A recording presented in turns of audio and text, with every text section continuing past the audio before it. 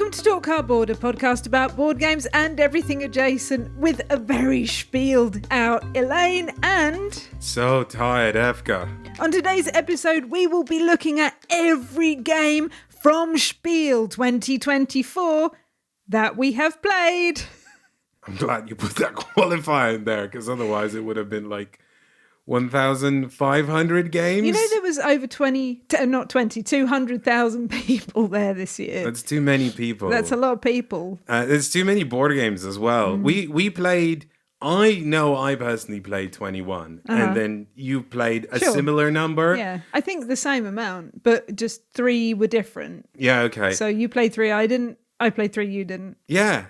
And so we're covering every game that we've played and that we own in the main episode, and all the games that we played that we don't own or don't own yet in the bonus episode. There's 15 games in this main episode. That's a lot of games. And the only reason that we could do any of this is because we are supported on Patreon by people like yourselves who give us a bit of money every month. And in return, they get the bonus episode every time the main episode comes out. Isn't that cool? I think that's very cool. We couldn't have done this without you. We couldn't have done any of the episodes without you. But this one, definitely, because we don't have review copies. We had to go out and buy all of these games ourselves. And not just these 15 as well, because we have more games that we're going to play and cover on future episodes. What a treat. Thank you so very much. If you do support us, thanks. If you don't support us, you can just enjoy this episode and consider supporting us by going to patreon.com/NoPunIncluded. And again, bonus episode every time a main episode comes out. What a deal. Technical question. Yes. Why do you say / not /? Like, does everyone know that it's just like /? Yeah. Okay. Yeah. Okay. Because it's just... The forward, I feel, is unnecessary. But don't people use backslashes anymore? I don't think they do. No. I think, well, no, you do, because if you need to type in like an IP address and like a file space on a server, like a folder or whatever, you use backslashes, right? But I think that a person who would need to do that would know when you use a backslash and when you use a /. Oh, yeah, fair. Okay. Shall we talk about the worst game that we played this Essen Spiel? Just the dregs of the dregs. The absolute bottom. Just no good. I thought you were going to do a swear there. I know. I was trying desperately not to swear, but like be very down on this. It's not bad. It's fine. This is Milkuro. So Milkuro is a trick-taking game, and it's like this little kind of basic trick-taking game where there is no suits. Every card just has 2 numbers, one white and one black. And usually if the white is high, the black is low, and so on. And so whenever someone leads a trick, they just say, oh, this is white. And so everyone now has to play their cards as if only the white number matters. And if they lead with a black, then everyone has to follow with the black numbers. And then you're just trying to have an equal amount of white tricks won and black tricks won. Otherwise, you take negative points. All the negative points. Yeah, but that's it. So if you have 2 tricks in black and 3 tricks in white, you'll get -5 points. Oh no! This game had no tension whatsoever. No, it didn't, did it? It was just a thing to do to pass time, and it didn't even do that well. I'm.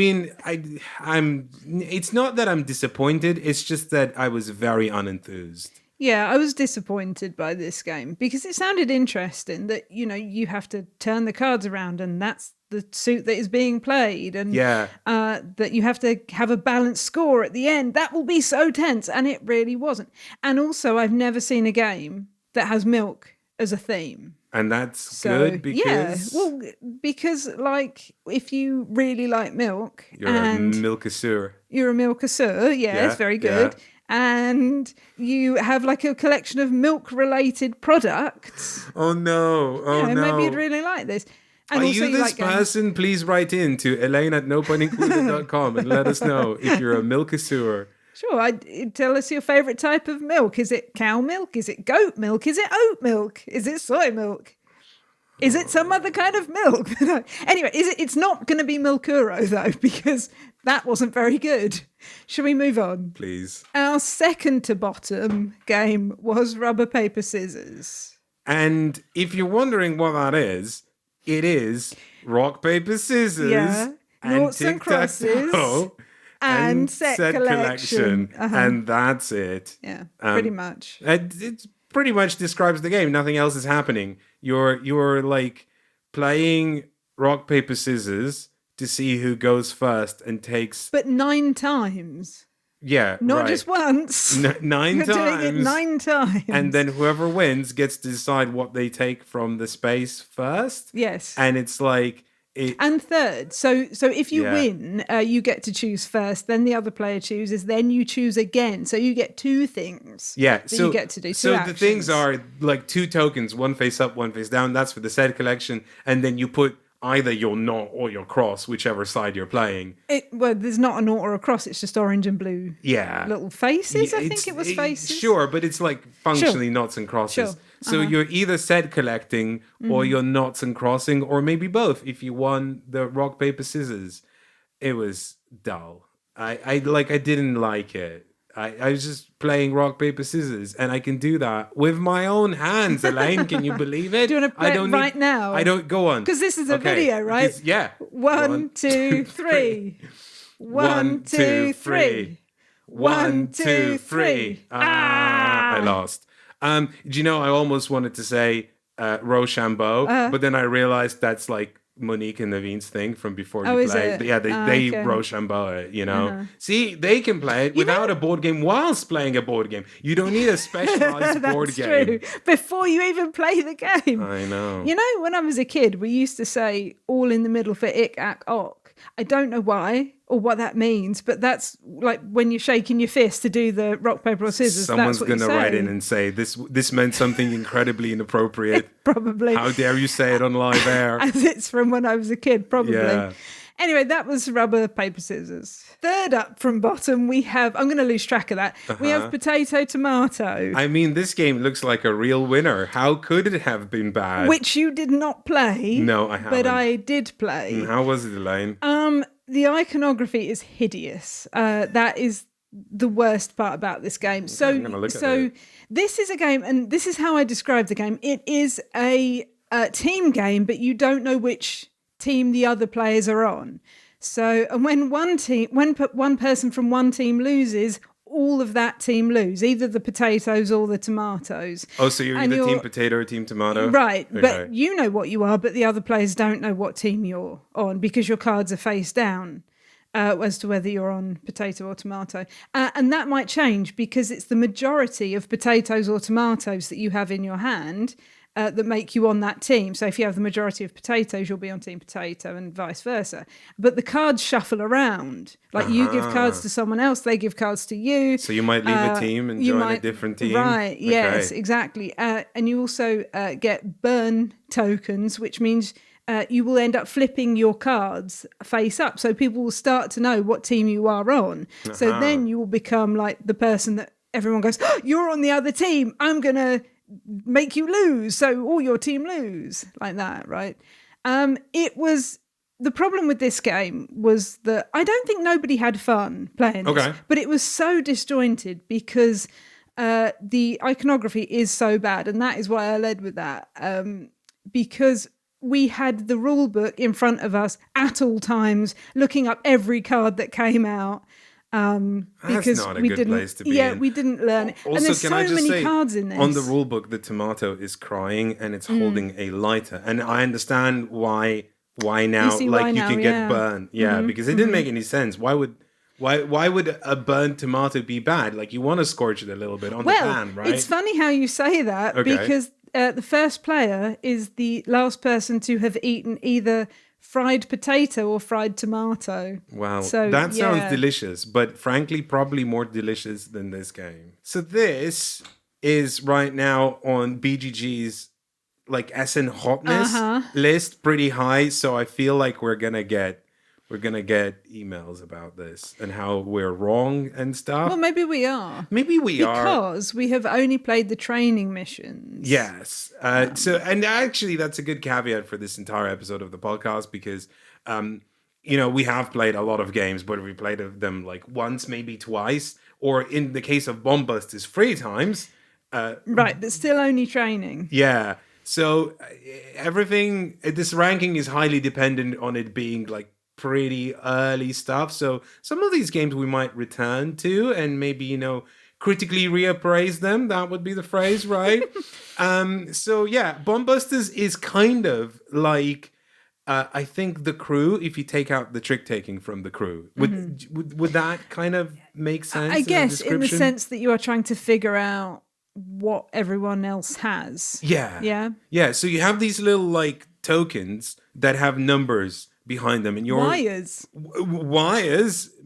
thematically. Yeah, because you're like a bomb disposal squad, and you're cutting these wires, and you need to kind of match the wire numbers to another player, but you don't know what the other player has. Yeah. The trick is that you can say like you can point all your tokens are face down, but they're like lined up in a sort numerical order, right?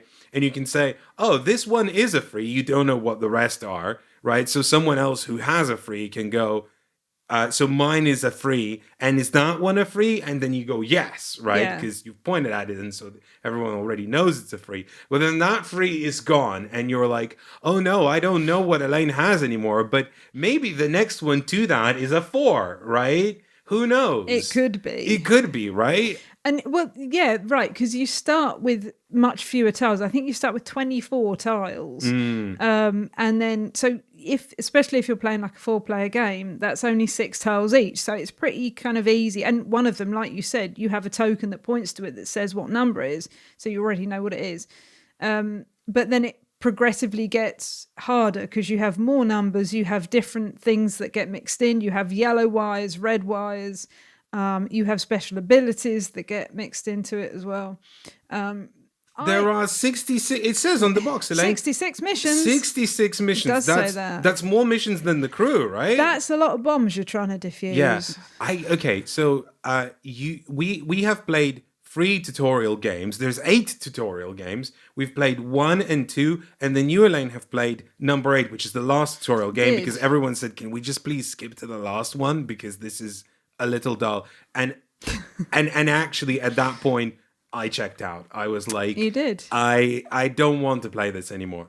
And the reason I checked out is because of the components. The tokens of the wires are so tiny, and you lined up a lot of them, and then everyone, is sitting, like in a kind of in a distance away from each other, even at a normal regular table, where like telling where the wire is, because the tokens are small and there's a number pointing at it, and maybe now another number, and is it pointing at that, and then I have to point at the wire that I want you to cut and say, is it this one? And then you go, no, it's not that one. I was pointing at the one to the left. Oh no, so just annoying. That brings up a small production issue, I think. The little trays, the stands that you keep your wire tokens in, are very, very thin plastic. So if you sneeze or cough or just breathe a bit too much, it will move.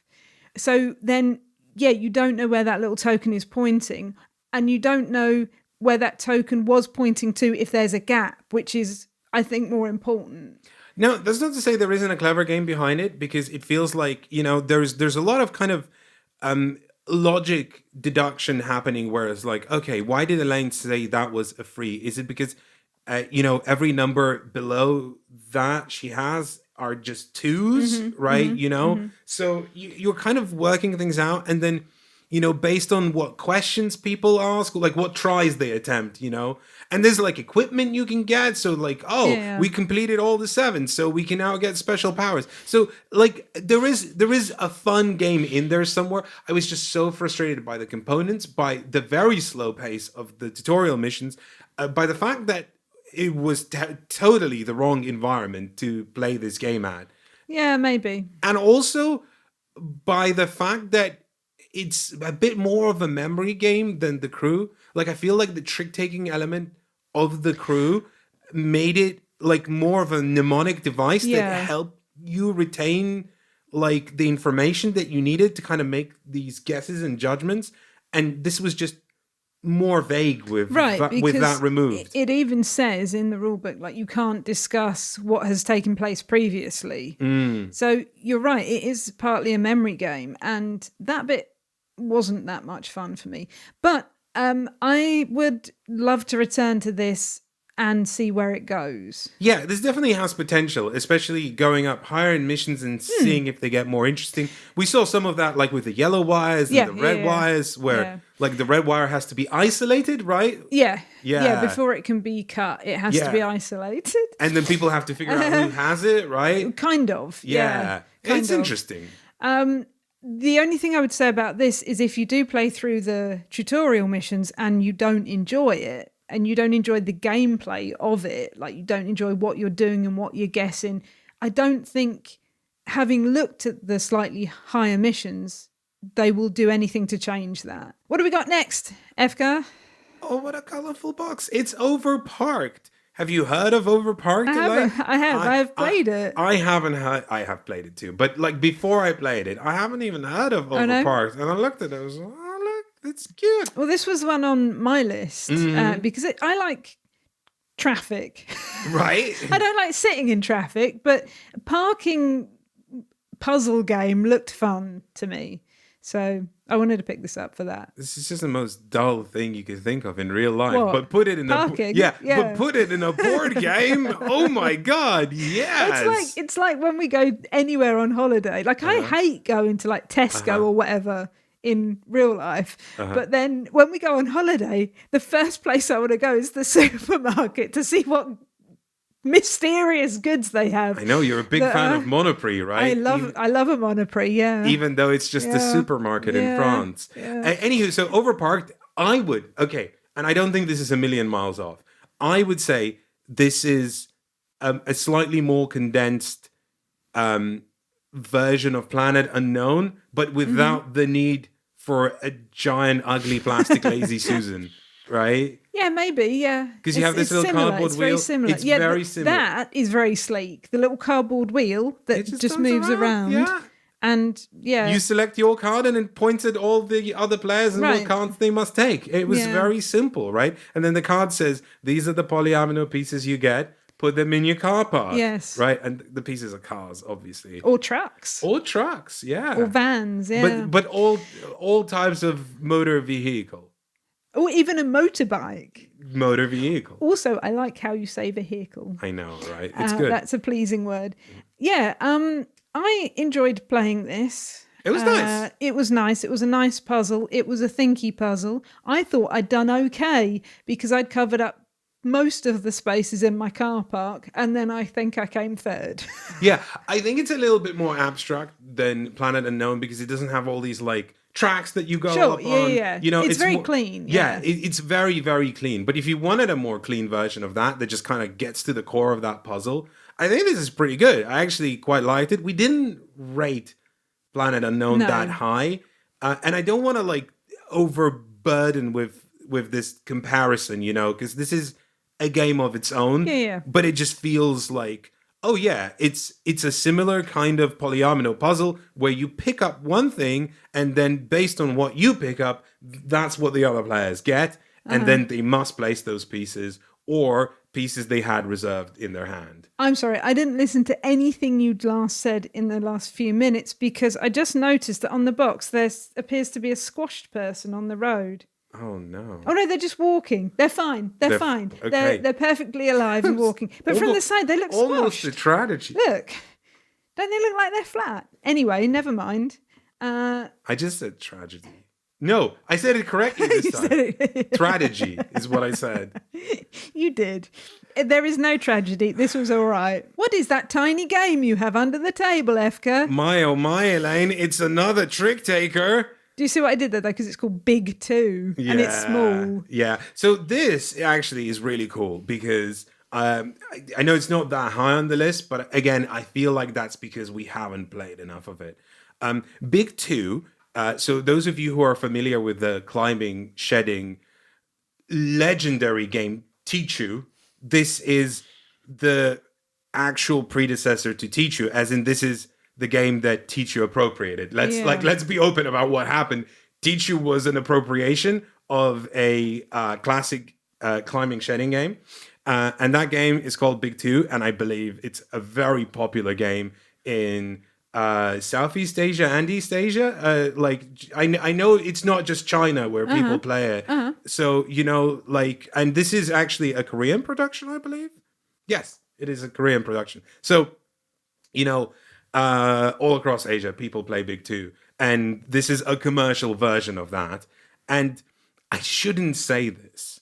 But so the difference in terms of card composition between Big Two and Tichu is that Big Two has like 2 dragons, and Tichu has like 5. Like 4 Do they work the same? Yeah. So I'm just gonna say that I'm not gonna say it overtly, but I'm gonna say that this copy of Big Two includes 3 extra cards, right? That have dragon-like or pug-like depictions. I'm not gonna say out loud that you can play I see. I see. Yeah, do you see what I mean? I thought you were trying to hide the cards. No. I'm trying. Oh, one's a Chow Chow. Yeah, one's a Chow Chow. Yeah. No, yeah, that's fine. There's 4 dragons and a Chow Chow, right? Like it's fine. But what I'm trying to say is that there are 3 more cards than this game needs in this box. And I'm not going to say why, right? But if you wanted to, you could. And actually, seeing as this is the non-appropriated version of the game,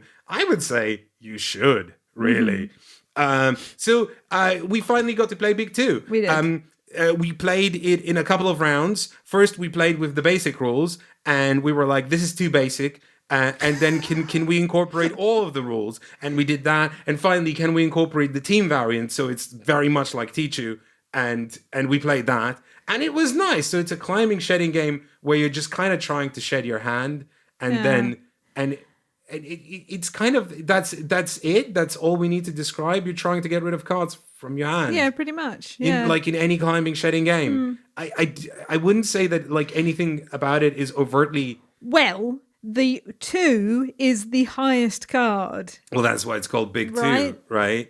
And actually, I really like that. I don't know why, but it's such a pleasing thing that the smallest card. There's like a note about it that's almost like political commentary passed down from culture. Does that make sense? Because no one made this commentary; it just like happened organically over time. That the 2 is big because the smallest thing can trump everything sometimes. That's nice, right? Sure. I'm not convinced. I'm not convinced on your political theory. It's a decent game. I didn't get that philosophical idea behind it, but yeah, sure. It's a fine game. Like there was nothing wrong with it. It was just there was nothing particularly that sparked like a massive amount of joy in me.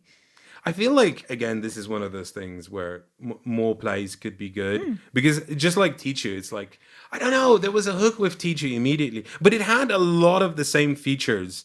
You had bombs, you had dragons, 2 is big, and because if you're playing in team mode, you have to kind of watch when your partner will shed out or how much they can shed out. So there were some interesting decisions there, I think if I enjoyed poker style games more, I would have enjoyed this more. I did not have a good time, but I still, any game that needs kind of poker rules. Poker hands. Yeah.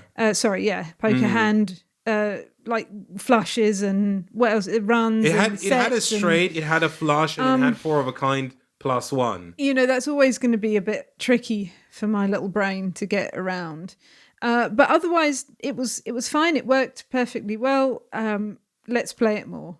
I agree. I just wanted to say, if you're not familiar with what a climbing shedding game is, Scout is a climbing shedding game. And if you don't know Scout, you can watch Shut Up and Sit Down's review of Scout. That'll explain it. I have not played Bottle Imp, but you have. Yes. Tell us about it.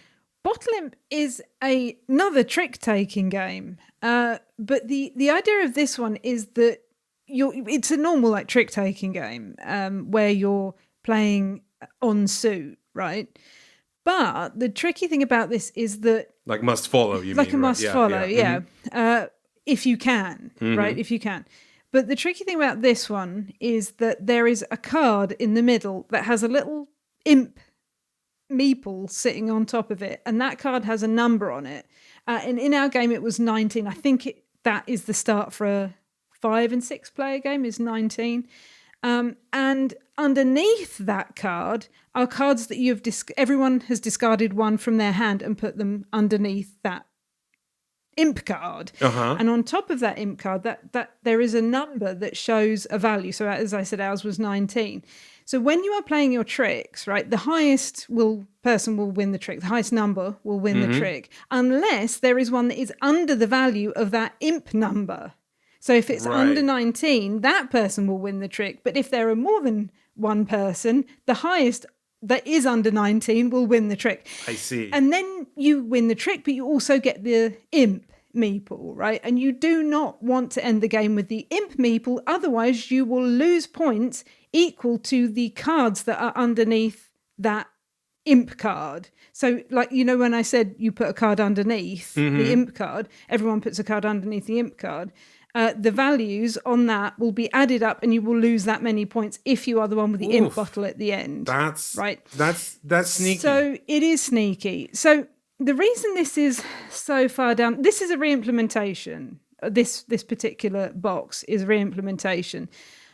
Because previously it was a 4-player game maximum, and this gives you a 5 and 6 player variant. So we played it with the 5 and 6 player variant, and it didn't work that well. And everyone who had played this at 4 said it is much better at 4 because there are 2 bottles in the 6-player variant. Right.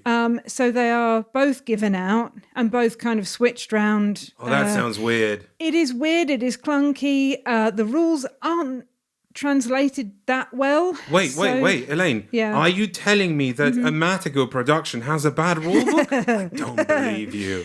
No, but it was very tricky to kind of get our heads around how this was actually supposed to play. And I think I would like to play this again, but maybe at 4. And you told me there was a production error as well. It may be an intentional production error? This card is a problem because it's supposed to have all the numbers that are available in this deck. And it does, but this is only for the 5 and 6 player version because it has these 0.5 numbers. So it has like 34, 34 and a half, 35, 36, 36 and a half, 37, sure. Right? And then on the other side, it has exactly the same. So it's confusing because if you're playing with 4, you would not need these 0.5 numbers. So it would give, and this card is important because you want to know what the distribution of cards is, right? So it's just a little bit, I mean, it's not unplayable. It's not a real problem. No, sure, but it's just annoying that the best version of the game wasn't supported with a player aid, whereas the one that they've added and it doesn't work very well is that's a weird decision. And I don't know if this was a production error because it is double-sided. It has like 2 different colors, but like it's identical otherwise. So like what is the point? Yeah, there should have been one side where they took out the 0.5s and one side that had the 0.5s, but that does not exist. Can I just say I really love the artwork. Oh, isn't it nice? It's actually one thing I will say about this production is that artwork is amazing. What a great looking card game. And the bottles are glass. They're not little plastic ones. There's actually glass bottles in here. I mean, flat, so they're not. You're not going to smash them. They're thick, you know. Okay. They're thick and flat. I'm a little terrified. I don't like broken glass. They sound like glass when you chink them together.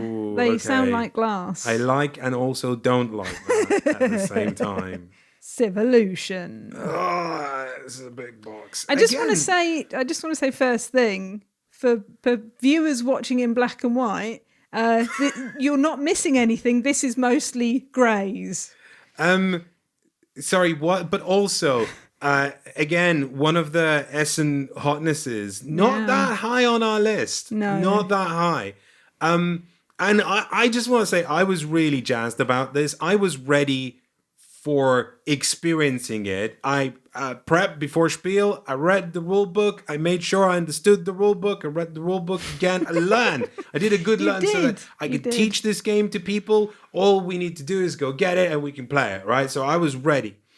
And I got like one of my friends interested in playing it You didn't even play it because you were like, I don't wanna. No, because my brain was toast by then. Yeah. So if you haven't seen images of Civolution, I posted one on Blue Sky, and it's like someone immediately called it an Excel spreadsheet or a calculator or something like that. It is expansive. When I read the rulebook, I said, this looks to me like Stefan Feld's prog rock album. Mm-hmm. And when I played it, I feel like I wasn't wrong. I was like, that's actually a very spot on description. Do you know, sorry, just to interrupt, like, so we went off, did something else. I came back and said, like, did you finish? And it was like 2 hours later or something. And you were like, yeah, we finished. Round 1. Okay, it was ridiculous. Like, to be fair, I think you're slightly mislabeling that because am I did a 40-minute teach, sure, right? 40 minutes is what it took to teach me this game, which is long, but people were saying like it's an hour teach. It isn't. It's 40 minutes. If the person you are teaching has played Euro games. Yeah, of course. If they haven't, maybe avoid generally. Maybe don't do this. But yeah, so 40-minute teach, and then after the teach, the person I was playing with had to go for lunch. Oh, that's true. So they went and had lunch and came back, and then we played one round, right? So, and then the other 3 rounds also didn't take that long. It wasn't long. And actually, one of the things that I think people were like, everyone was terrified of this game. No one wanted to play it with me because they all thought it looks elaborate and complicated. And it is elaborate, but it's not. I'm going to be that guy. It's not that complicated, right? I'm fully aware I am that guy. And I am kind of batting for this game without needing to, really. But it really isn't that complicated. If you played Euro games, all of these mechanisms, which there are a lot of, will seem very simple, actually. Do they feel synergetic? No. Okay. I mean, they're just like the Stefan Feld mechanisms. So it's like, now it's this mechanism, and now it's this mechanism, and now it's this mechanism, and they connect. By the way, like plucking raisins out of a cake. Yeah. Sure. Yeah. Mm-hmm. I don't quite understand what that means, but I'll go with it. So there is a lot of mechanisms. There's these expansive player boards with, I think, 22 actions. I want to say 22 actions. And a lot of the actions are upgradable at 3 levels, right? There's 18 resources and 6 tracks. That seems like too many resources. And an umpteen scoring conditions, there's just a lot in this game. What, that everybody scores for all of? Yeah. Okay. So there's round scoring conditions. So there's 4 rounds, and at the end of each round, you'll score 5 points at the end of round 1 for this thing, 4 points at the end of round 2 for this different thing. And then after that, everything that was a potential scoring condition scores. But some of them were elevated that were not the round scoring conditions for the rounds, but at the end of the game, they might be elevated in points and worth more than they are generally in the game. Why am I describing all of this?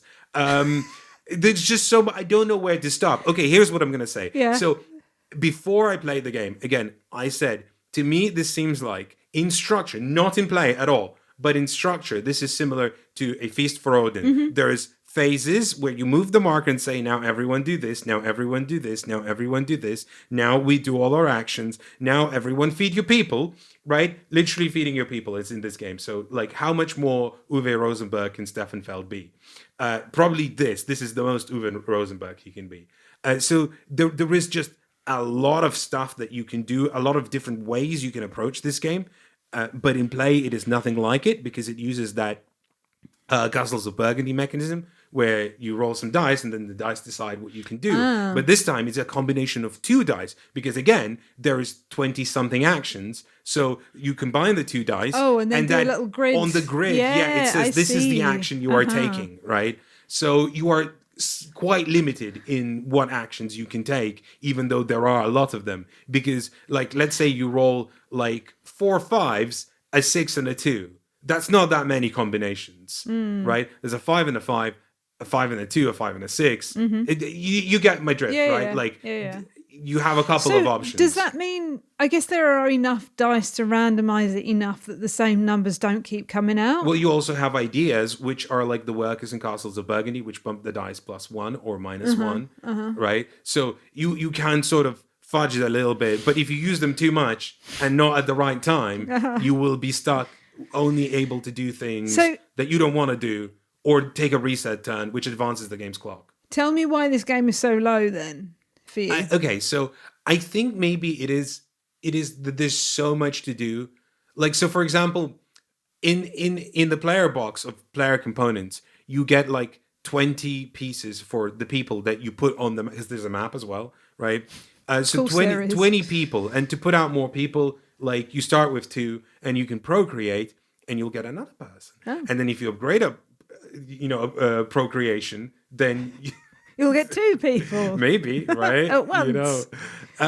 And so, but you look at the 20 people and you go, well, the people are worth points at the end of every round, but you also have to feed them. So upside and downside. And you go, okay, but there's 20 in the box. What if I play this game where I put out all 20? Elaine, I put out one person. I had 3 by the end of the game because it was so hard to do anything. And I feel like maybe that's me not having played the game enough. So you didn't manage to put out 20? No. I put out one extra person and then struggle to feed that person as well. And I think that's kind of like that one example encapsulates my experience of Civolution. There were so many things that I wanted and could do, and the game was hinting at, because there's all these cards you can play and they do special abilities and one-time effects and, you know, like really cool. And it's like doing anything is so hard. It's so hard. And I'm sitting there and going, I feel like I need to play this game like 10 times to be like, like I am starting to get a grip on like not only what the strategies are, but actually which are the strategies that are viable this particular game because of the variable scoring conditions, and how to actually do them successfully. Like, and then still there's like dice roll. There's a lot of dice rolling in this game. It's not just to take actions. Oh, I saw the pink ones as well. Yeah. So those are like fate dice, and you can, you know, like you'll get bonuses sometimes, like extra actions if you roll like a 1. But again, you can modify that with ideas. But if you go up this track, you might need to roll a 1 or a 2, or a 1 or 2 and a 3. I like the idea of playing a game where you play 10 different games and you get a prize every time, but a different prize every time. I mean, the scope is huge. Clearly. But also I think that would ruin my brain, because I'm already in any Euro game where there's like different paths. I'm like, oh no, I'll try a bit of this and a bit of that, and it all goes horribly wrong. So in this, I think I would be even worse at that. I have to say the first third was very enjoyable, where the game was still not very frugal. And it's like, well, here's all your starting resources. Do things with them. And I was like, all right. I see. I'm gonna do this is fun. I've run out of everything. What can I do? Nothing. Not much, as it turns out. Make more people. And I think I was quite frustrated because I was like, okay, I need to like pick a direction and go somewhere, because it's just right. And I was like, okay, so this is what I'm trying to achieve, right? And I'm not saying this is the game's fault. This is totally my fault. Like, you know, I should have saved an idea somewhere or something. But like, I've set everything so that on the very last action of the game, on the penultimate action of the game, I will take a reset turn, roll all my dice.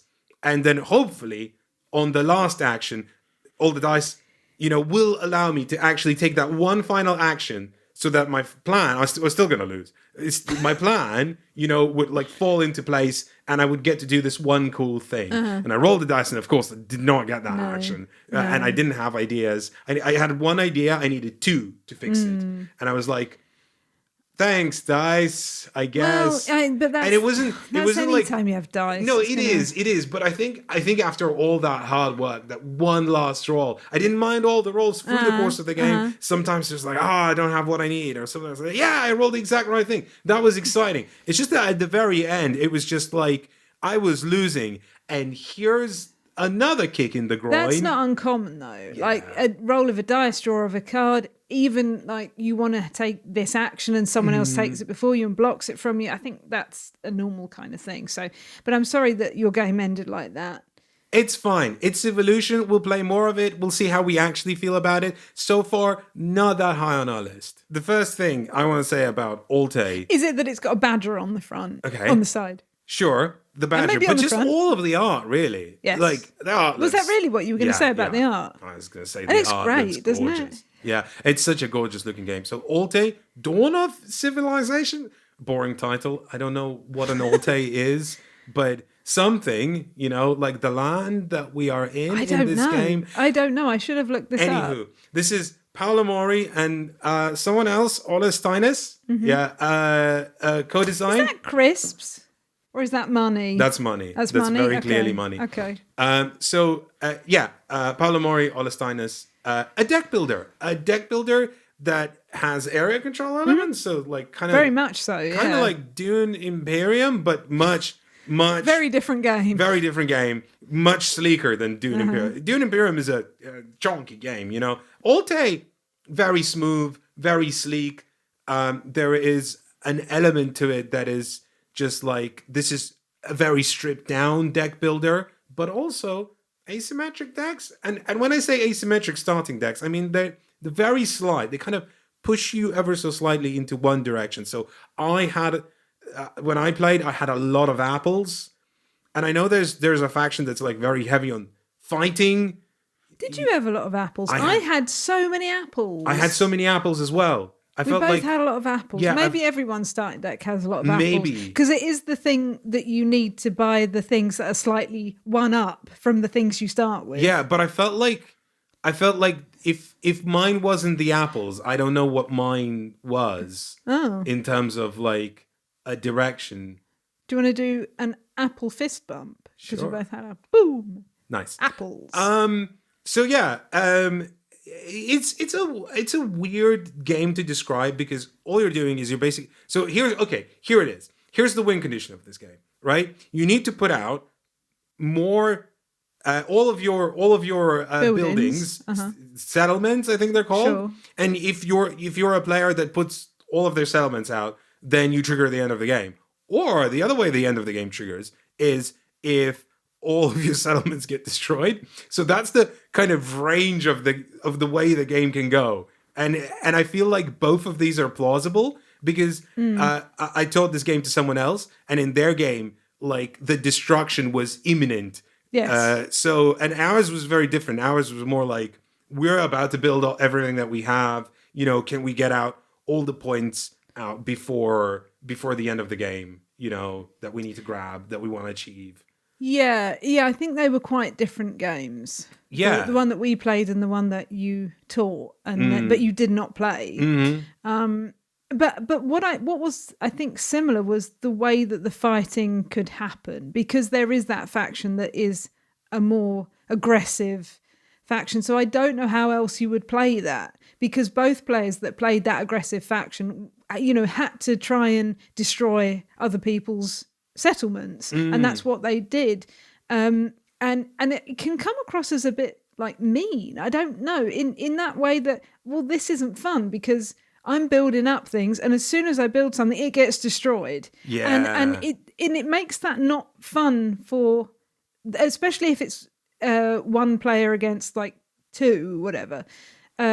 Because I think our game was only 3. Yes. And the other game was only 3. And one person. And one, right, yeah, exactly. Had been picked on in both games. But yeah, you say picked on, but that's just the game. It's not, It wasn't a personal thing. No. But I think that can come across as not that fun. Yeah, in a free player game, I think, especially because both games were free player games. So we haven't got experience of a higher player count. Which I don't know. I'm looking forward to playing a little bit more of it because it's so easygoing. It's so breezy. You just like it. Oh, it's deck building. Oh, that's how it works. Okay, I'm familiar with it. So the neat thing about it, I think, is that like the resources that you generate over the course of the round, you don't get to keep. Like they all go away unless you have this card that lets you store a resource, and it's like, oh, that feels good. And there's these nifty little things that like you can get these upgrades, which are like, it says, oh, by the way, have you got a card left at the end of the round? You can tuck it onto this card, and now that's part of your hand until you spend it. So it's got these like neat little abilities that you kind of develop over the course of the game that again feel small and slight, but when they kind of accumulate, you're like, oh, I have a direction I'm going into. It syncs together with itself really well because, again, as well as having that that card that you can store things on, you can get upgraded buildings. No, not settlement buildings, like technologies. Yeah, they're called technologies and then wonders at level 3. Wonders. Yeah. Okay, yeah. So that will give you other things and give you abilities. What I will say about this game is that it is incredibly chaotic on the table because you have these technologies and you want to see what their abilities do, you need to spread them out. But you can have multiples of them. And so you end up having piles and piles of cards that you need to have spread out. And then you have piles of cards that are, that you're collecting resources on as well, or saving resources on. And then you've got cards that you're playing, cards that you're discarding, cards on your draw pile, a card in the middle that shows which character you are. You've got your pieces for the settlement. It is very hectic. You need to play on a slightly bigger table than we did, I think. Thankfully, the board is actually mercifully small. Yes, that's true. That's very true. I think what you're saying also alludes to the kind of nifty little sequencing things you can do in deck builders, which is like, if I play this now and then do this. And so it's very satisfying in that way. It is. I don't think it blew me away, but it is now on the higher end of our list because we could just recognize how sleek it was. Yeah. And that it, despite it being quite light, it had a lot of gum to chew. Gumtitude. Yeah, gum to chew. Oh, right, gum to chew. Yeah, yes, like okay. there's a lot of gum and you can chew it, chewy bits. Yeah, I'm going to remember that word gumtitude. I think that sounds quite a good word. Gumtitude. Oh, no. Yeah, the board is small and that's part of the game because there aren't that many spaces that you can build on. So you are going to end up trying to build where someone else has built and having to destroy some of their pieces. And then that's points at the end of the game as well. So it is very slick. It works well together. The only thing as well that I'm not sure that I liked about it is that if you start badly, it's just going to keep getting worse and worse. Like, so if your position that you start in is not maybe the best position because you don't know how the game plays yet, or the cards that you take with your initial apples aren't cards that are going to benefit you further down the line. Like, you really need to look at what things cost before you decide on what you take, which cards you take. Because, like, if you're not good at stone cutting or whatever, then you're never going to be able to take these other cards.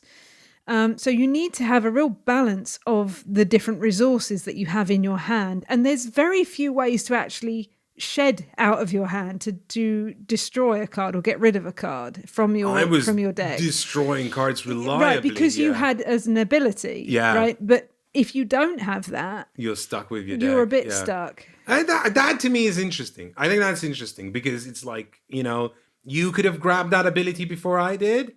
Yeah, I just got there first. There's a lot to think about in this game. Elaine. Oh, Seas of Strife. Another trick taker. It's slightly... But sorry, I didn't mean to interrupt you. But Elaine, who is the Seas of Strife champion? Essen 2024. Go on. It's me. Nice. How many times have you played this game? 3. How many times have you won this game? Do you like this game?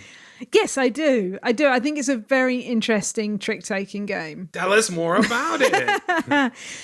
In Seas of Strife, it's a normal... It starts as a normal... Like, you think it's going to be a normal trick-taking game because it's a must-follow, right? So someone plays a card, and if you have a card of that suit, you must follow. But if you don't have a card of that suit, you can follow it with anything. And then that card also becomes, like, the lead card. So now there are two different lead suits that anyone can follow. Except and that's you what's don't really want cool. to because you don't want to win the trick. You don't want to win the trick. And the person that wins the trick is the highest card in the suit there is that is the most of that suit. Yes. In the trick.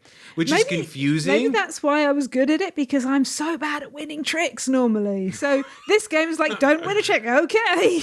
Yeah. All right then. No, it was so much fun. So this isn't new. This is from 2016 or 2015, but it was under a different name. I can't remember what the name was. But this is neither can I. Republished again, not in 2024, 2022, I believe, as Seas of Strife. And it's just on our list because we played it so much. Because whenever we were like, tired. And there was a lot of people. And there was a lot of people. It was just like, let's just play Seas of Strife again, because that was good. And we kept playing it, and every time, consistently, so much fun. And but also kind of relaxed and just easy going. And just play a card. Oh, I see what that did. No. You're stuffed. It was the kind of game where you go, well, you're all horrid because I have to play this now. You saved me. Great. It's that kind of weird to-y and fro-y kind of thing. It was nothing special, but at the same time, like, it was just consistently, reliably good times. Delivering a good trick-taking experience that was fun. You could teach this to anyone. Like, wait, sorry, when you said you, like, no, as anyone, if you were targeting me there. Anyone could teach this to anyone. You're a great teacher, Elaine. But one thing I want to note. Not always. We played this at. Did we ever play it at 4? I don't. No. I think we played it at 5. And at 6 as well. Yeah. And people were saying, don't play with below 5 because not good. It's not as fun. I don't know if that's true. But yeah, people were saying 5 or 6, very good. Not 5 or 6, not very good. I should say as well that the third game that we played, I didn't win it on my own. I did have help. You had an assistant. From a very good assistant. I shan't name that assistant, but they were very good. They were very good. I watched them, and they had no idea what was going on in the game, and they were just sitting there kept going, reading a rule book. And just play that one, and it'll be fine. Anywho, so Seas of Strife, pretty high on our list because it was a reliably good time. I recommend it. It was nice. Efka, that seems to be 3 games. Yeah. Okay. So this is where it's getting weird. At numbers 3, 4, and 5 are. SETI, Saltfjord, and Phoenix New Horizon in no particular order whatsoever. And there is a reason for this, and it's not just a cop-out. We literally couldn't figure out how to rank these 3 games. We knew that all 3 of them were in this bracket, but the reason it happened like that is because we both played Phoenix New Horizon, we both played SETI, and I played Saltfjord. And so you quite liked Phoenix New Horizon, and out of those 3, you said, I like this one the most. And I said, well, Elaine, I've played Saltfjord, and I also like Phoenix New Horizon, but I just think, and I think you'll agree, even though you haven't played it, that Saltfjord is just better at doing the same thing that Phoenix New Horizon does. And you were like, okay, but I haven't played it. But then I said, I like SETI more than both of them. And you said that you like SETI the least. And then we're like, wait, no matter how we rank this, it's unfair to someone. Yeah. So we're just bunging them all into the same category. Does that make sense? Yes. Okay, good. With that, I think so. I think you explained that well. Yeah. Okay. So with that, why don't we start with Phoenix New Horizon and we'll cover the other 2 as we go along as well. It's the same artist as Cities. Really? And you know how much I like the art in Cities. So yeah. I like the art in this too. It's very different looking than Cities. It's the neon red post-apocalypse kind of grungy look with people but it's with good face art. masks. You think it's good art? I like the art. I think the board looks busy, but otherwise... Yeah, okay. Yeah. I like the art. So this is Eurogame serotonin, pretty much. It's the only way to describe it. But I will say, do you remember White Castle from last year? A lot of people liked White Castle, and they liked it for its minimalist approach. It was like 9 actions, make the most of it, make combos happen in this combo-tastic Eurogame. I'm sorry, but White Castle is not a combo-tastic Eurogame. White Castle is just like, I mostly can't do anything Eurogame, And I played it a bunch, and I just never found it that satisfying. Phoenix New Horizon it's slightly less minimalist than White Castle, but I explained it to you in 10 minutes. Yeah, I think so. Like, it was very quick. Yeah. Again, if you haven't played Eurogames, it probably will take longer because it's like, you have to explain the concept of tracks and, worker placement and that kind of thing. But I explained this to you very, very, very quickly. And we were off.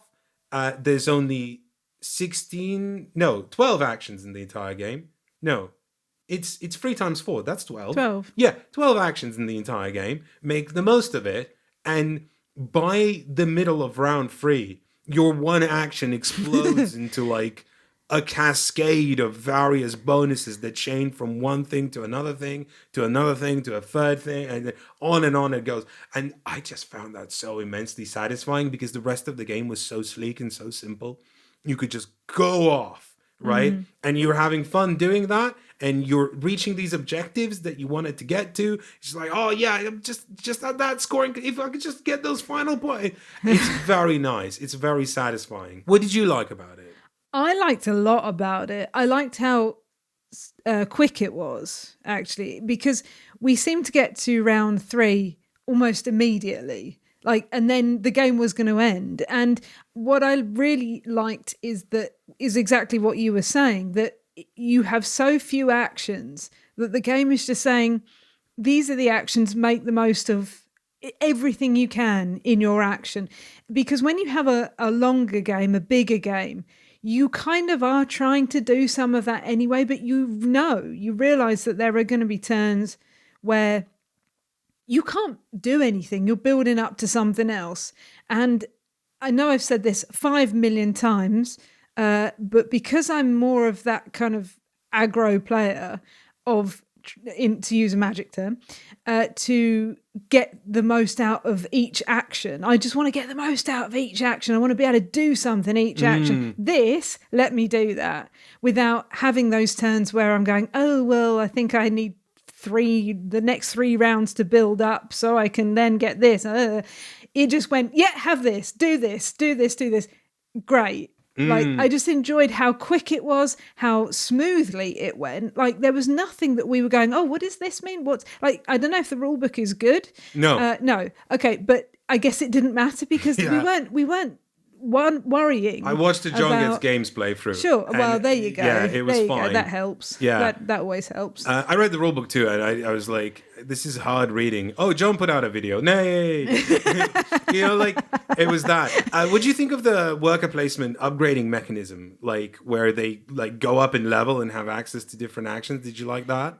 Yeah. I didn't use it that much, I don't think. That was slightly weird how that worked, in that you can bump your worker without paying the cost, and that was kind of all that did for you. You just didn't have to pay a cost to make them go up a level. No, you still had to pay a cost. It's just you had one worker that's like a grande worker. Yeah. You just have to bump them up and then skip a turn effectively. And then pay some money or pay some more money to not skip a turn. Yeah. So the grande worker let you eliminate the part where you paid more money. You still have to pay money to upgrade them, right? But I think for me, what was weird was that at the bottom level, you had the breadth of all the actions that are relevant to you, pretty much. But as you bump them up, the actions become upgraded, but you have less of a selection of what you can do. Yeah. Yeah. You still they're different actions as well, aren't they? They're not the same. I feel like they were the same, that they just were. Some of them were so more cost effective that, do this thing that you could do, but now do it for free. But it depended on in which direction you went up those little cables as to whether you would get similar actions that were more cost effective or different actions. And having 3 workers was great, because I kept one on the bottom level, I think, for the majority of the game. So it was futzing around. Yeah, right. It was futzing around doing this and this for me. And I never saw, particularly because you are building on each turn, I never saw a reason to move it up. So it was doing what it was doing at the bottom, and then everything else was moving around and getting the things up the top and coming off the board and going back down to the bottom and getting me that bonus that you get for when you complete the track and come back to the bottom. You get a point scoring bonus based on which direction you went in on this worker upgrading track. And that to me was the interesting part, because it actually it limits the selection of the cool actions that you can do. The ineffective actions at the bottom, sure, right? Have a pick. But the cool actions, you were narrowing your options as you were going up. I thought it was interesting, and I thought it was pretty neat. But here's the thing, Elaine. Go on. I then played Saltfjord, and let me describe to you Saltfjord, because Saltfjord is pretty much a very minimalist Euro game where like it's just basically Eurogame serotonin, where all the actions are really simple and you just kind of like, there's even a track that you bump yourself up, you know, and then go down again, right? And get some points, right? But I think what I really liked about this is that unlike in Phoenix New Horizon, you had this player board that was basically a grid, like, you know, A, B, C, D, E, F, G, and 1, 2, 3, you know, you get the idea, right? And you took dice to select what actions you were doing. It was dice drafting, right? So if you took a white dice, it went down this grid in a vertical line, and then every action it hit, you got to do that action. I know. And if you took an orange die, it went horizontally on your grid, and every action that hit. And guess what, Elaine? What, Efka? You can build up this grid with more actions. I see. Right? Yeah, that makes sense. So that sounds fun. It was fun. It was a different action selection mechanism, but like a very similar feel of the game, like Phoenix New Horizon. Very sleek, very simple. So here's how I learned this game. So normally we try to avoid mentioning the people that we played games with. I'm going to mention it this time. So not explicitly, but it's someone whose name rhymes with nom, right? And this someone, we agreed to learn some rules, you know, like before we went to Spiel. And so nom, right, agreed to learn Saltfjord, specifically because I was very excited to play Saltfjord. Yes, and so Nom then turns out did not read Saltfjord and did not learn how to play it. But they vindicated themselves because at the end they were like, oh, can I just borrow the rule book? I'll learn it before I go to bed. I like 1 in the morning. I like 1 in the morning. And then they sat down and said, all right, I'm going to teach you the game. I said, that's all right. I just watched the playthrough and I'm fine now. Like, we can just go. That's rude. After they spent all that time in the middle of the night. I know, right? But like, no, I just thought maybe that'll help. We can skip the teach. Yeah, we'll both know, right? That's and so helpful. It was good because one of us knew the rule book, like the full rules, and the other one broadly knew how to play. And just from watching the playthrough, I could play the game. It was fine. It was that easy. So it's not very complicated.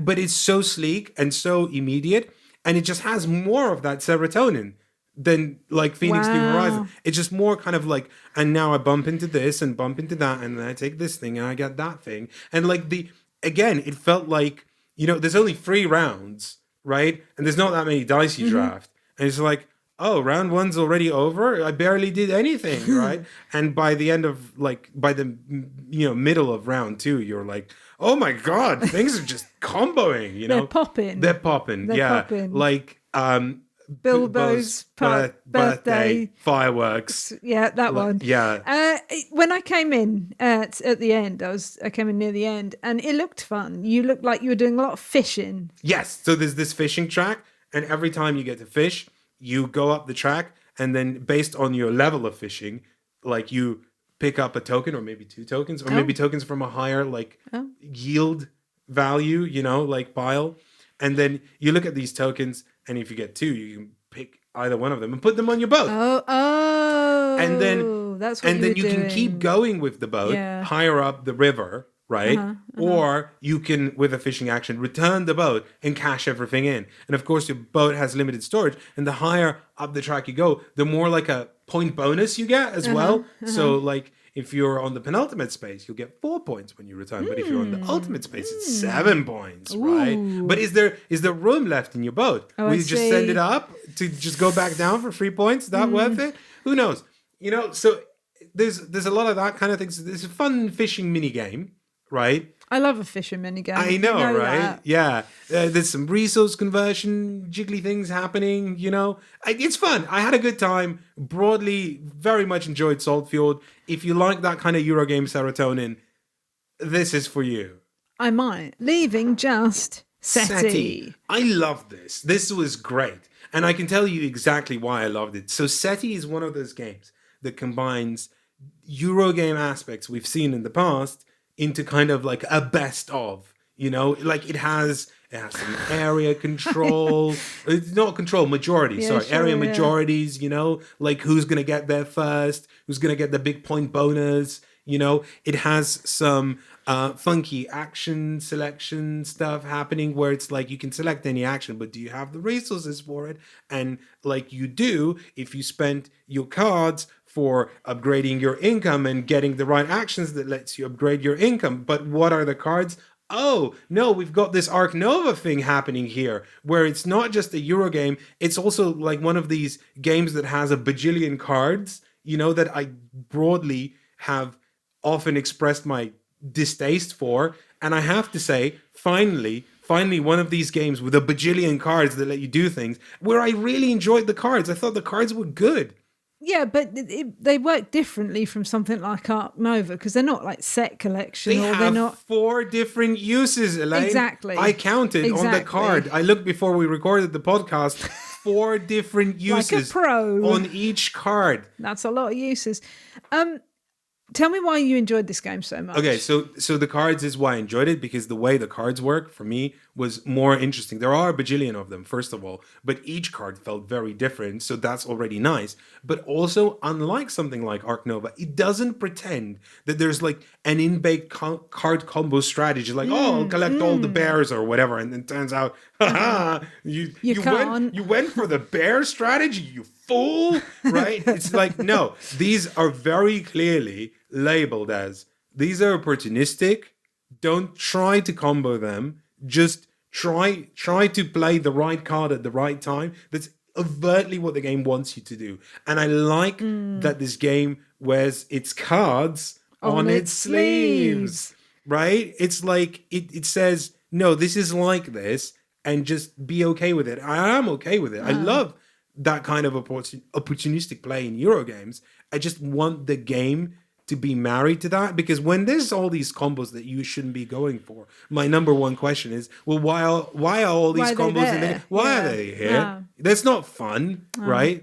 Anyway, so I like that, but then so if people are familiar with SETI already, they'll know, but if they're not, there is a big twist where, well, there it is. Yeah, no, go on. I don't know what you're... The game is SETI, so like we know, SETI is a thing that everyone is doing to find aliens, and no one's finding aliens. You find the aliens. Oh, right. Is that the twist? You find the aliens. Okay. You find 2 aliens, right? So there are 5 aliens. It's not a spoiler. In the game, and you don't know which ones you're going to get, but you're going to get 2. And through the course of the game, you will discover these aliens, right? And... what that does, it sounds weird, right? But what that does effectively, mechanically, is that it introduces the game that you thought you were playing is no longer the game. There's new scoring conditions, there's new things happening, there's like new tracks that you need to go up on, and, pick up and deliver maybe, which was a thing in our game. Like, I don't think I got a look into that, but it was in your game. Because it was too overwhelming. Because suddenly midway through the Euro game, suddenly there's more Euro rules game. Changed, yeah. The rules changed, yeah. I feel like that can put people out, right? Like, yes. It was set, I think. Okay, so here's what I think. I think it was sleek in terms of what it is and what it's trying to do. And had we not been playing it in a hotel lobby, I think, and had we not been playing Speed SETI... Oh, we were playing Speed SETI. We were playing Speed SETI. Which is not as fun as Speed Pampero. Because someone else who was playing on our table had to go to a meeting or whatever. So we were like... And we actually, so full disclosure, we didn't finish our game. That's true. We got very close to the end of the game. 3/4, No, we were 4 out of 5. 4/5. With 4/5 of a game, we finished, yeah. So, but even just from that, I was very excited. I can't wait to find out more what like the aliens do. But also one last thing, I have a bit of a bone to pick with this game. So if you're at all into astrophysics, I am, but not as any kind of expert, just like an at-home enjoyer of astrophysics. I watched all the news and, all that kind of stuff. Is it that the planets were not to scale? No. Okay. It's that, okay, so here's the thing. You know why SETI hasn't found anything yet? No. Because in physics, in astrophysics, there's a popular phrase, it's never aliens until it's aliens. I see. Right? And in this game, it is aliens. Yeah. And you're like, oh, cool, what are these aliens? And it's like, oh, one of them's the Oumuamua. Get it? Because it's, you know about Oumuamua? No. Okay, I have to describe Oumuamua. Okay. So I think it was 2017. But this object flew past our solar system at a speed that was very high. Oh, right? And it was like I sort of see. oblong and weird, and people were like, is this aliens? And the reason people were going, is this aliens? Because one crank, which is otherwise before a credible astrophysicist, right?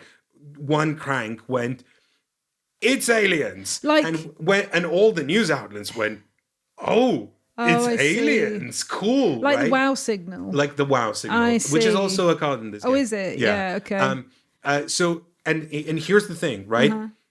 It has been confirmed so many times that Oumuamua was just a rock, right? I'm sorry to burst anyone's bubble, but it was not aliens. So it was just a rock that flew past our solar system, which was still really, really cool. Yeah. Right? But this game takes... But don't quite a lot of rocks fall... flare. Don't they fly past our solar system all the time? But they're objects from our solar system. This was an... Oh, I see. Extra solar system object. Yes, which makes it super cool, right? And the speed it was flying past, and it entered our solar system and left our solar system, which is really cool as well, right? So, I don't know. That was amazing. And then, but like it went for like this pop science kind of approach of like, oh, it's the Oumuamua. There's no such thing as them. Well, maybe there is. Maybe there were Oumuamuans who blew up their planet, and now this rock just whooshed out, right? But not likely. Hello, Editor Efka here, recording after the episode. So we played a couple more games of SETI, and actually, what I say here about Oumuamua is blatantly untrue in terms of how it is depicted in the game. It is, in fact, as an alien species, in quotes, depicted as an asteroid, and there is no one alive on that asteroid. It's just a rock. It's just that it has, like, traces of a past civilization kind of preserved on that rock. So what I say about that potential hypothetical is actually how the game depicts it. I just wanted to clear that up. The game doesn't depict crank science. It just depicts like a weird sci-fi hypothetical. So in terms of being cranky, it's only as cranky as your average sci-fi novel, which is to say, not at all. And now back to the show.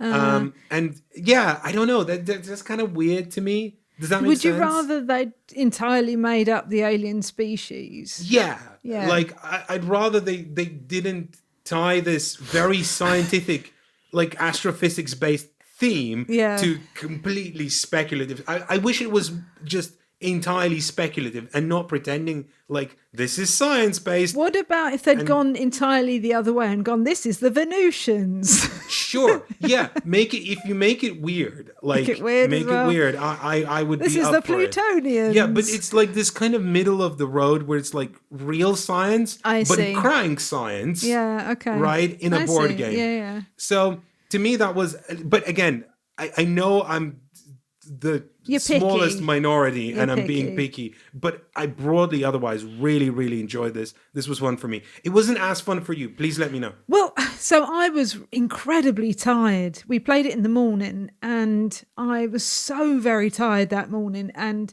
honestly, if you hadn't needed a third player, I would have probably skipped this one. It did wake me up. I must say that. Like by the time we finished the game, I was like, whoa, I'm ready for the day now. So I wouldn't call this like a wait, there's a board game in my breakfast cereal, whatever we decided it was called.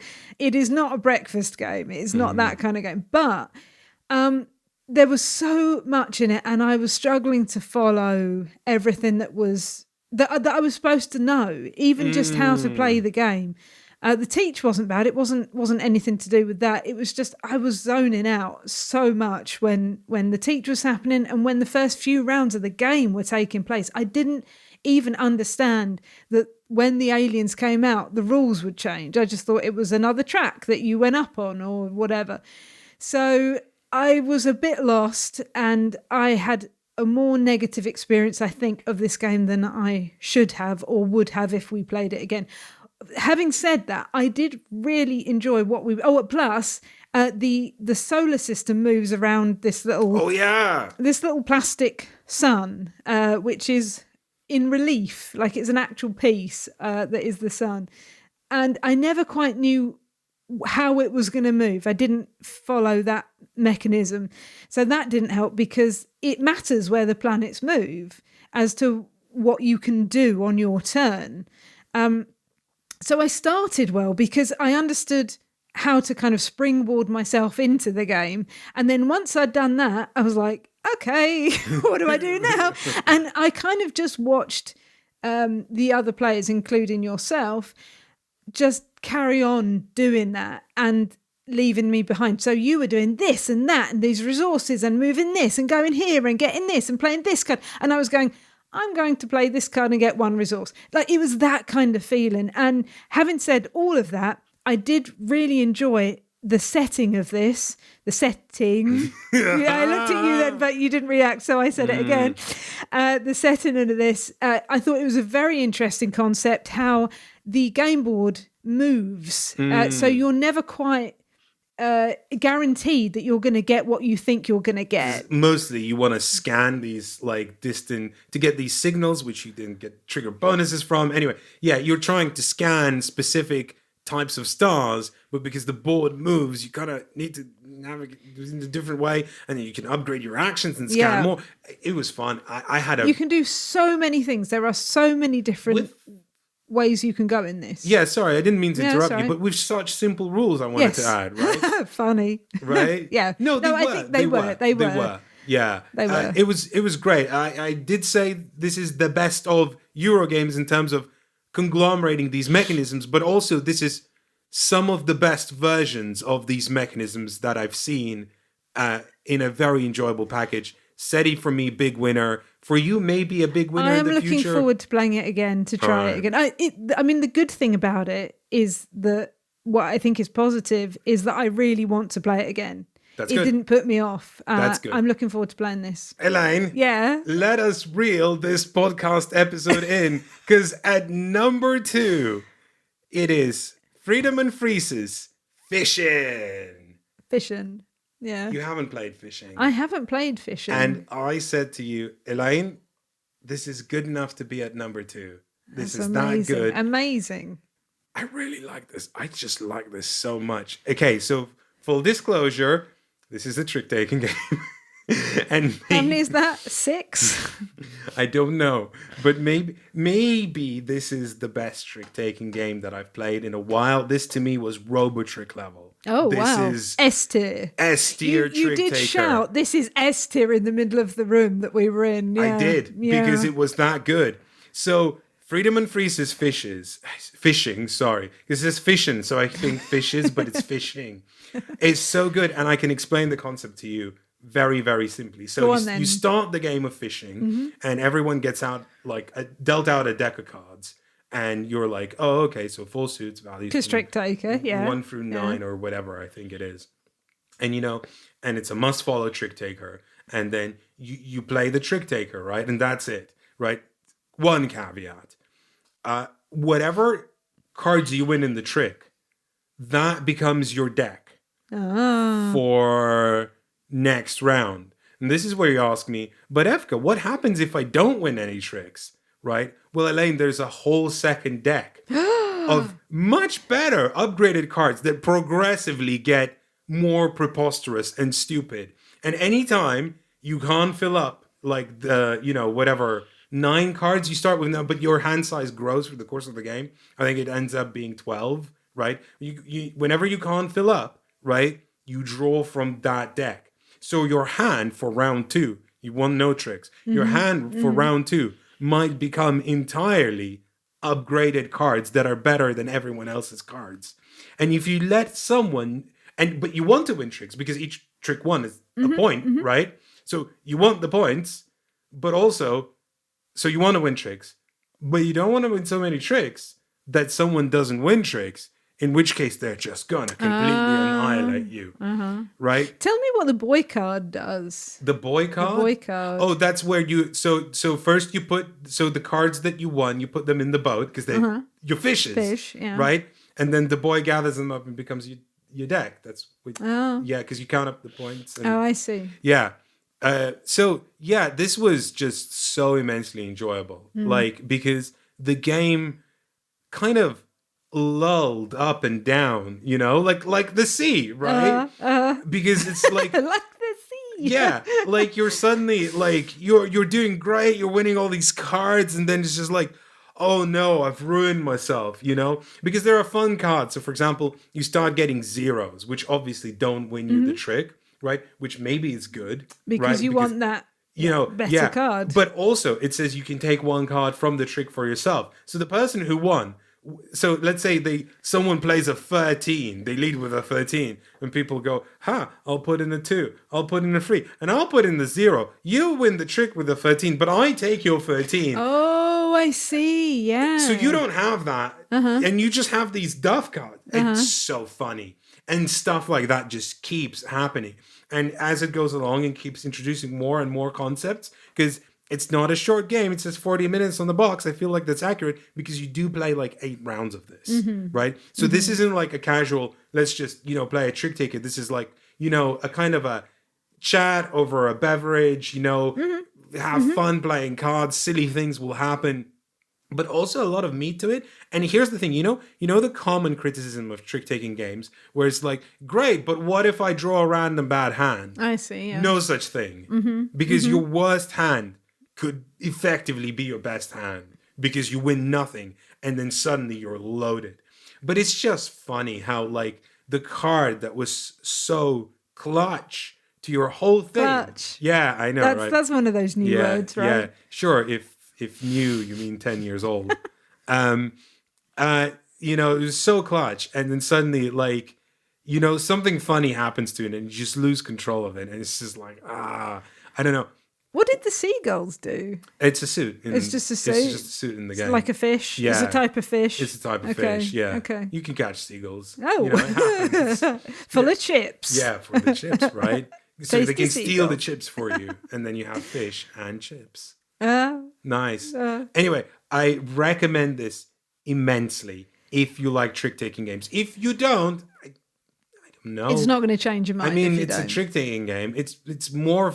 It's one of the most fun trick-taking games I've played. It's the opposite of Robotrick, where Robotrick is very clever, right? And everything that happens in it feels like very calculated and very clever. This is a broadly silly game that happens to be very clever. So I really liked it. At number 2, fishing. Not our copy. We borrowed this so it could be on the list. There is only one more game. And finally, at number 1, I have to apologize. You can't buy this. It's not available. This was available at Essen Spiel, and I don't know if it'll be available anymore. Don't know where else it might be available. Don't know where else it might be available. And I think this is broadly a game for Elaines and Efkas. But this game is called Gibberers. And if you think that title is weird, wait till the pitch. In this game, I'm going to look at the camera. In this game, you will, together with the players in the cooperative game, come up with a new language. And through the course of the game, you will be restricted to using only that language to communicate with each other. But it's only 18 words initially. Yeah. So that's the thing. Balloons. And then you have to try and guess other concepts using these 18 words. So, you know, you're puzzling over what are the 18 words. It says that you must have yes, no, I like no as in I know, and another one that I've forgotten. Yeah, so 5 words, right? 4. It's 4. No, I and no were separate words. I, no. Oh, I. Was it I? Well, yeah. Yeah, I, okay. no, yes. Yes, no. Okay. And by no, we mean I know. Yeah. And then okay. no, as in no. Yeah. And so it was weird at first because we're like, how are we what? How are we supposed? What are we just? And we go, yeah, okay. We're just gonna come up with new words, right? So we decided, for example, on no being Chio. and yes being oik.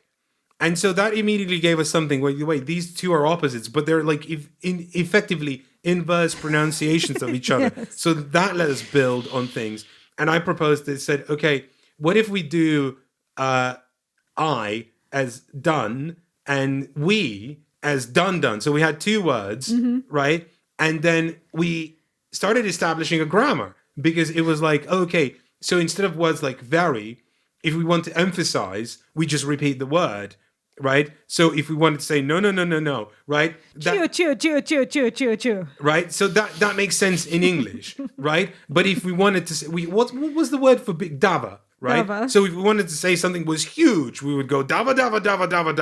But if we wanted to say it was small, we would say Chiodava, meaning not big. Yeah. So like we didn't need a word for small because we just said not big. Exactly, right? Because we were being very frugal with the number of words that we needed.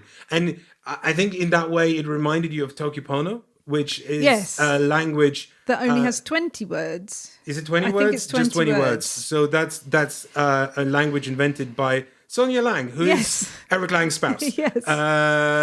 And it's quite a famous, like, made-up language. Constructed language, yeah. Sorry, I was looking for the right term. Yeah, that's okay. Yeah. So this is kind of like inventing Tokipono because you have 18 words to start with, and whilst you're inventing these 18 words, you can talk to each other in English as you're trying to decide what the 18 words are and, kind of like what they should be. And this is where the table needs to be very yes and, right? Because if you start arguing over this part, you're never going to finish the game, right? So you just need to roll with it. Sometimes if someone makes a really kind of cumbersome suggestion, I don't want to say bad suggestion, but a cumbersome suggestion, sometimes people would try to pare it down. But I think that's fine as well because you're still giving everyone else an idea, even if you don't stick with that word. Like I think someone said something that was a tool, like I don't know what it was, knife or whatever, and we said, how about we have the word tool as a general term for something that you use to do something else, right? Yeah, we wanted to pare it down as much as possible. Yeah, it still gave us ideas of the concepts, broad concepts that we needed to cover. Instead of dog, we went no, we just need a word for animal. Right? Yeah. So except we did have Zambana, meaning horse. With an exclamation mark. With an exclamation mark. So imagine that after this is done, after we come up with the 18 words, what happens is that one player draws a card and out of 5 words picks one word and immediately defines that word without us knowing what it just gives us the definition of the word. And then they can describe that word only using the words that we already have, right? And our job is to guess what that word is. And to ask questions using the words we have. Yeah. So it would be like, Dava? Geodava, right? Or oik dava, right? So that meaning not big or yes big, right? And it was just this very funny but very arcane process. But it was amazing how we managed to do it all. So it goes up in complexity. It's 4 easy words and then 2 harder words and then 1 hard word, effectively. And it's the hard word that you have to guess exactly. Yeah. And also the hard word you cannot give gestures. So the 2 easier rounds you can gesture. So we were doing that. We were making like round shapes and square shapes and like putting a hat on and whatever, this kind of thing. But in the hardest round you cannot do that. So that ramps up the difficulty. And then you're going, why did we choose these words? So you're trying to, when you when you are the one who is going to define the word, you have a list of different words that you can choose from. But not only are you trying to pick a word that you think might be helpful as a general concept, but you are trying to pick the word that has the symbol next to it that you want that will give you something else. Because these symbols are effectively tokens, and these tokens you can later spend on a kind of a helpline moment. Or if you have two of the same, then you can spend both to just start talking in English and define a new word. Like it's something you feel is really missing from your conversations. And so then you can insert that and be like, oh yeah, cool. You can also, like as the person who's defining a word, you can define an extra word that's like a helper word. And like you should broadly do that. We didn't do it in our game because we were still getting used to it. But you should do it because it just gives you a new word in your vocabulary. My favourite moment, I think, in the game where a player was trying to define knife, and they said hurt banana. The two words they used because we had hurt, right from the beginning, and we had banana as a word we defined. And so they said hurt banana, and then we were like, okay, that must be a. And then we were going dava, sword. So we were trying to figure out if it was a big hurt banana or a smaller hurt banana, and whether you used it as a tool to eat, because you wouldn't use a sword to eat, but you would use a knife. So it really did give you an idea of language developing and how that progress is. I think our fascination with this is very academic, and we need to be upfront with that, because it is like playing linguistics. Which is brilliant fun for us. Brilliant fun. We both love it. Maybe we both quite studied divisive. Linguistics for. I did for a bit, and you did an entire degree, right? Yeah. And so, partly, yeah.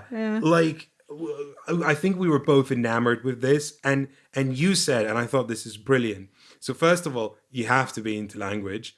And second of all, you have to want to do the work. Yes. Like the work has to be the fun part, because it's 80% of the game. Yeah, it is 80% of the game. And for me, it was immense amounts of fun just sitting there with some friends and a stranger as well. So that was a lovely stranger. Right? Yeah. But I imagine in English was not their first language as well. So like that experience for them must have been. But by the same token, when the player token needed to be passed as the one who was going to invent the new word, they were like, "Yes, me, I want to do it." It was great. It was nice in that way. What I do want to say, though, as a kind of caveat, is I apologise if any of the words that we have used are rude in your language. Yeah, because we wouldn't know. Yeah. We don't know. We tried to not have a rude word in any of the languages we spoke, but we don't know about yours. I want to say one final thing about this game, is that what we played is the basic version of the game that takes an hour, but there is an advanced version of the game which has a 3-hour playtime. It's like a campaign. Yes, and it has you define words like Lance of Longinus, which is like how you get there from thing, animal, yes, banana, gorilla, right, gorilla, right, and then designer baby. Yeah, designer baby was one of the terms in the hardest like level in the 3-hour game. So I don't know how you get there, and I don't know what it's like, but I really want to play it. Thankfully, standard income. Some of our friends were really jazzed to play this, so we're going to play more of it. But this was genuinely the most fun experience in Essen. I hope this becomes more widely available. I doubt it, because it's not one of those games that's like an easy pitch and an easy sell. It's just like, it really requires people who are invested into doing this weird idea. We've also heard of a game called Da Da Da, which apparently is kind of a more party version of this, published by an entirely different publisher, designed by different designers. But we've got that in the mail, and we're going to try and explore that and see how that compares. Maybe cover it in a later episode or even a video. I don't know. There was also one called Signs that I thought sounded interesting. Is that a role-playing game? I don't know if it's a role-playing game, but you're making a sign language. Right. It might be a role-playing game, but I haven't checked it out. But it's something that sounds interesting linguistically also. Because we are linguistics nerds. We are linguistics nerds. If you're a linguistics nerd, you might enjoy this. You might love this. This might be the best thing ever. But maybe this is somewhere online, but this is very indie in terms of that. Like the original game came in Japanese only, and then we had a sticker sheet of like English words stickers. of 1,000 stickers, and we had to sticker each card individually just to be able to play this. So this is how indie this is. But my gosh, did I love this. But I'm so grateful that it has been translated into English. Yeah, because this was the best game I have played at Essen Spiel. If this is too much of an NPI thing for you, refer to the previous games in this list. They're all pretty great, and then going down not. But for us, the best. And that is all the games we have for this special Spiel episode. What is on the bonus episode this week, Efka? Well, on the bonus episode, we have more games we played at Essen Spiel. These are the ones that we don't have with us. Some of them we might have later with us, but we just don't have it to show off. They're also ranked. They are also ranked within their own ranking, right?